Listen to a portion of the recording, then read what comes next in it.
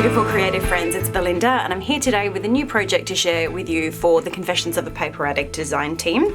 I am diving in once again to the brand new cut files that released this month and I am using this leaf frame cut file. As you can see, I have already done a bit of prep work off camera.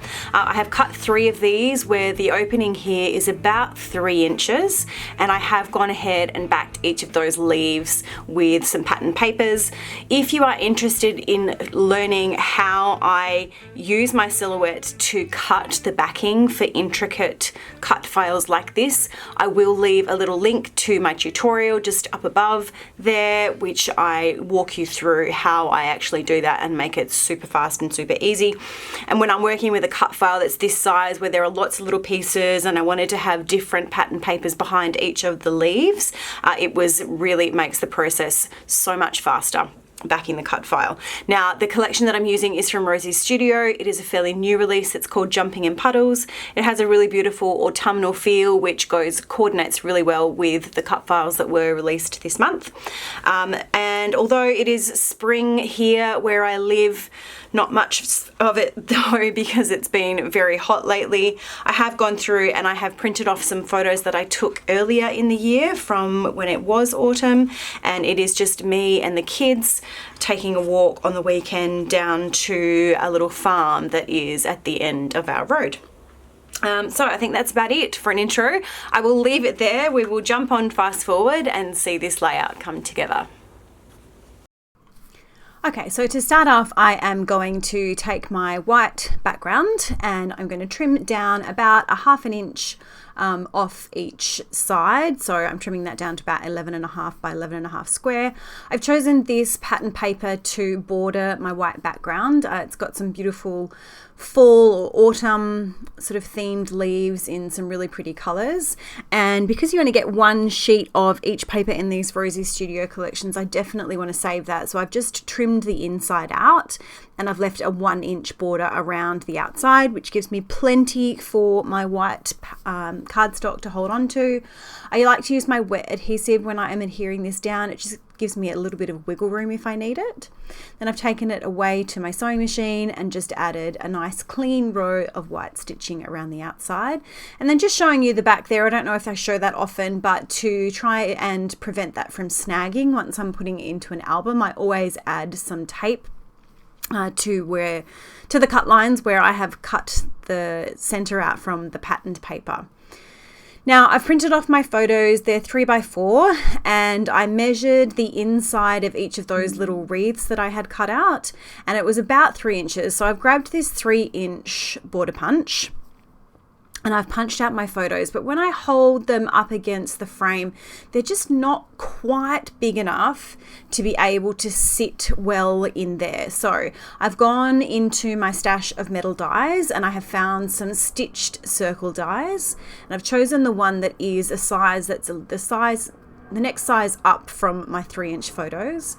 I've cut 3 of those out of the same white cardstock that I have used for my background, which is also the same white cardstock that I have used for the wreaths that I've cut out. So this is a really sort of white on white, really clean looking layout, but I like the subtle effect that it all gives, which you're not going to see in the video, but you will see in the close-up photos at the end of this video.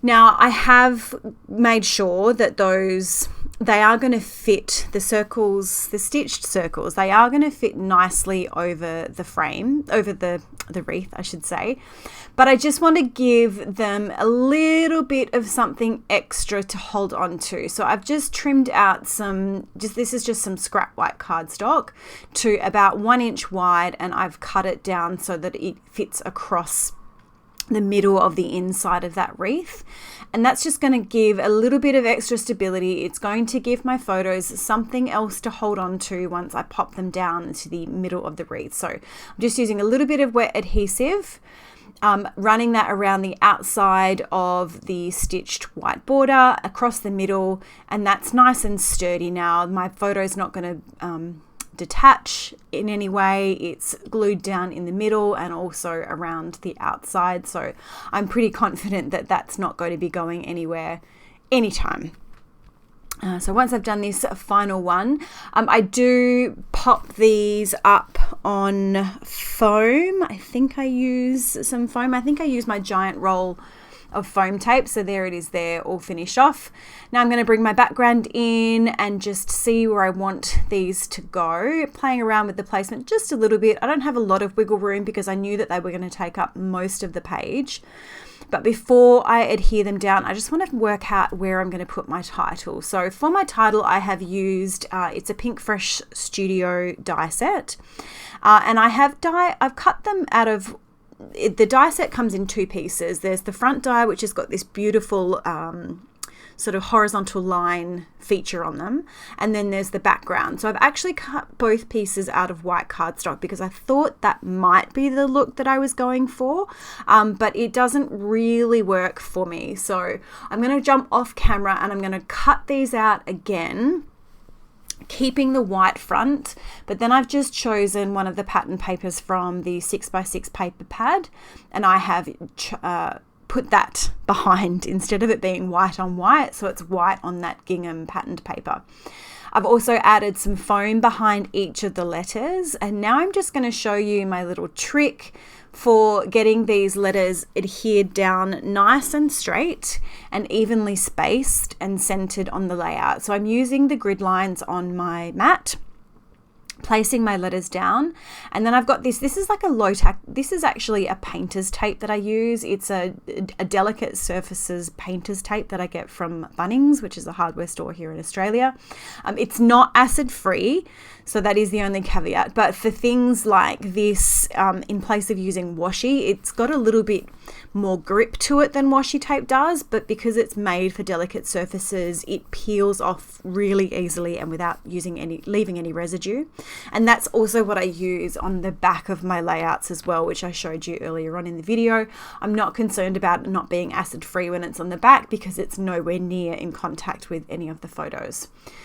So just to add a little bit of extra stability to these letters, I am also dotting some glue, and then I can pick that whole piece up, center it using my centering ruler, and then very gently come back and peel off that tape. And now I have those letters nice and evenly spaced and centered really well. There's not a lot of journaling for this layout because I have included some journaling for these little trips that we take down to the farm in other formats. So I just typed a single line that says, "Loving spending our weekend mornings down at the farm," and I've layered that over the top of the title. I think it's a nice little way of adding just a little bit of journaling, and of course it doesn't cover up enough of the title for it to be lost. Now, to add my date, I wanted to create a little tag hanging down from one of the wreaths. So I've grabbed that sort of mustard yellow patterned paper there, and then I'm just going through my stash. I've got a whole bunch of these tiny tags which were from Felicity Jane, and I keep some of them aside to use as templates because for me they're just the perfect cute little size for a date. So I've used that to trim down the mustard coloured patterned paper. Now I'm going to grab my hole punch and just punch the little hole at the top of the tag. You can see that I have stamped my date already, and that is using a Felicity Jane date stamp, which I just absolutely love. It's got the sweetest little hearts in the middle where you could put the date. And it's just, very, very cute. So I'll pop that to the side because I'm going to work out what I'm going to place down for embellishments. I'm not going to go crazy because those wreaths really are the standout feature in this layout.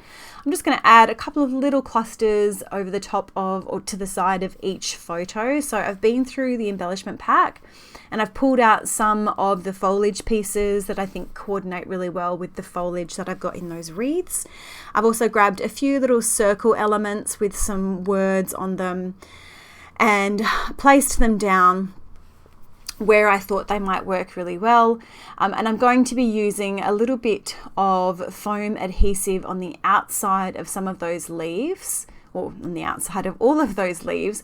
And I'm also using my fingers to just bend up the leaves to give them a little bit of movement and to give them a little bit more of a lifelike look to them. So you can see I'm just sort of roughing up the leaves. They're just bending it up.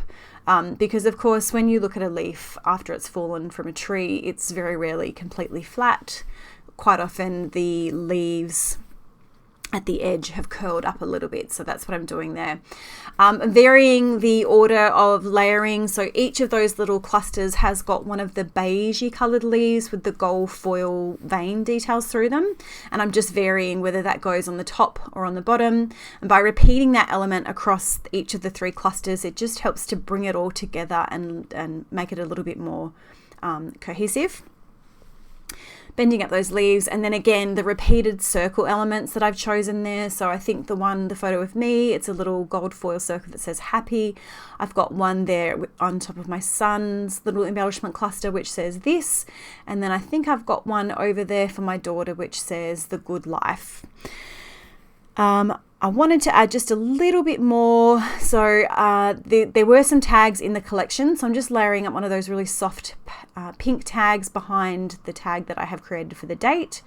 And to adhere this down, I'm just going to tie a little knot roughly the length that I want this to hang. I'm going to try to sort of hook it around the foam dot of that, but it didn't quite work. So what I'm actually going to do is I'm going to stick it down there. I'm going to put plenty of glue so that the twine actually holds onto the glue, and then I'm going to come and stick that piece back over the top again, and that's nice and secure. I'm not going to adhere the tags down on the page. I'm just going to leave them sort of floating there. And then the only bit that I've got left to finish off is I found these really cute little speech bubbles with little hearts on them, so I'm going to add one of those to each of the clusters as well. Off camera I do add some beautiful gold Nouveau drops in a few places to finish it off, but that is it. I do have some close-up photos coming at the end of this video, of course. I do hope that you've enjoyed watching this process video with me. If you have, I would love for you to go ahead and leave me a comment or a thumbs up. If you're new here, I would also love for you to hit that subscribe button so that you can join me for all of my upcoming paper crafting adventures. I will leave it there for now and say thank you so much for watching, and I hope you have a great day.